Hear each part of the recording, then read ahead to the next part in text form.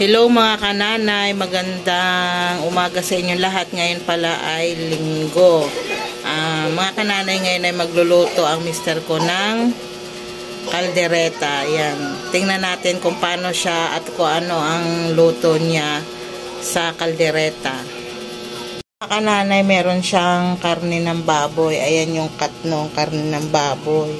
Tapos meron siyang patatas.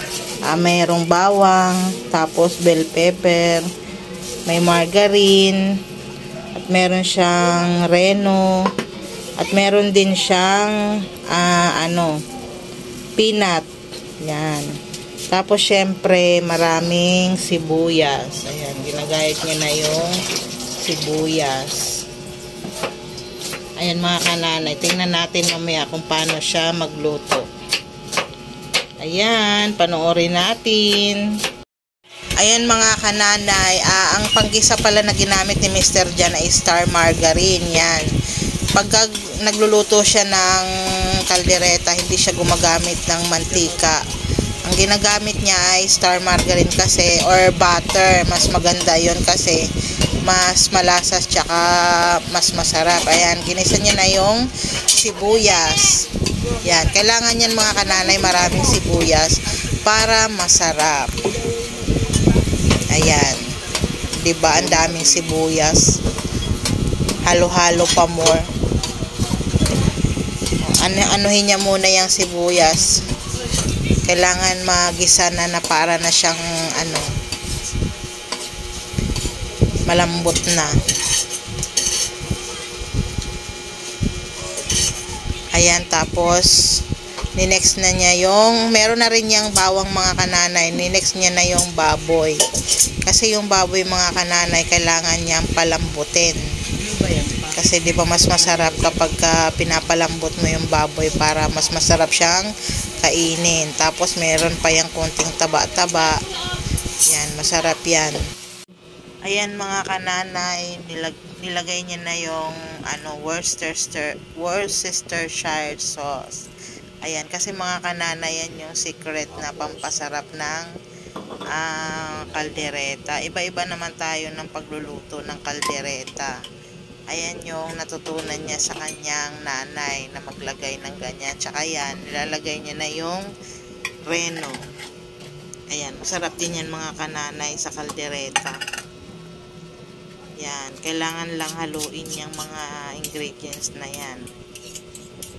Kasi dyan lumalabas yung sarap nung ating kaldereta. Haluin mo natin.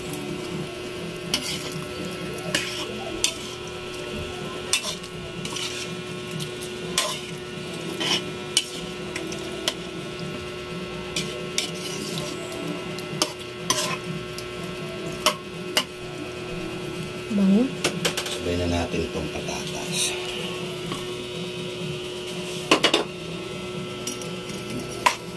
Pakuluin muna natin. Ito pa pala. Peanut.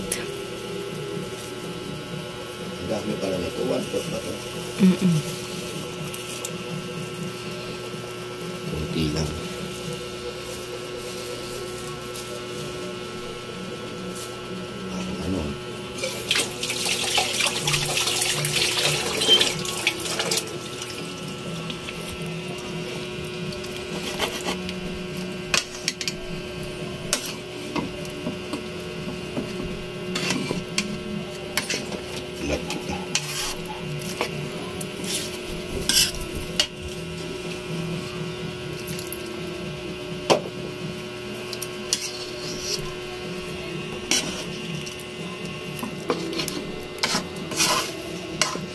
Parang pakukuluin na muna natin.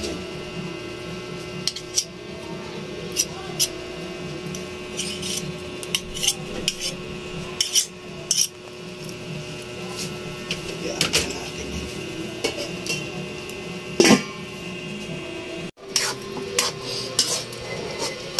Yan mga kananay, malapit na maluto. Anong kulang dyan? Yan, nilalagay na ni Mr. yung bell pepper ang huling-huli kasi madaling ano yan, maluto. Last na yan. Last na yan.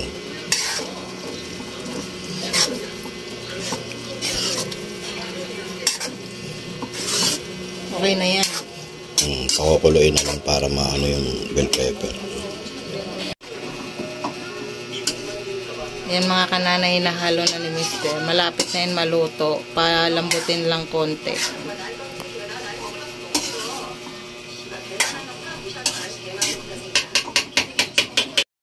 Ito mga kananay, ang sekreto para sumarap din ang inyong kaldereta.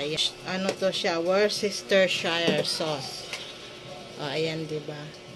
Iba kasi ang lasa pag naglagay kayo nito sa inyong kaldereta. Kaya yan. Kung gusto nyo magluto, lagyan nyo rin nito. Mahirap to siya hanapin sa mga ano. Pero sa mga grocery, meron to siya. Ayan.